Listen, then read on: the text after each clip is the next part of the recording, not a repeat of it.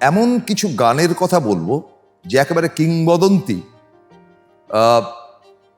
দুই ব্যক্তিত্ব লিখেছেন, সুর দিয়েছেন কেউ। তার একটি আমাদের জাতীয় সঙ্গীত, অন্যটি বাংলাদেশের জাতীয় সঙ্গীত এবং আরেকটি রাষ্ট্রীয় সঙ্গীত। সেগুলো যথাক্রমে জনগণ মন অধিনায়ক, সেটা ভারতবর্ষের জাতীয় সঙ্গীত। দ্বিতীয়টি হচ্ছে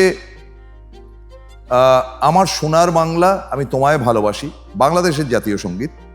এবং তৃতীয়টি হচ্ছে বঙ্কিমচন্দ্র রচিত, সুররোপিত নয়, বন্দে মাতরম।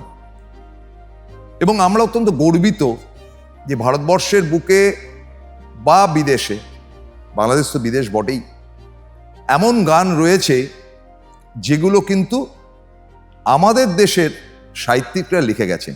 যদিও রবীন্দ্রনাথকে দুবাংলায় ধরা হয়, কারণ রবীন্দ্রনাথের দেশ ছিল ওপার বাংলায়, বাংলাদেশে।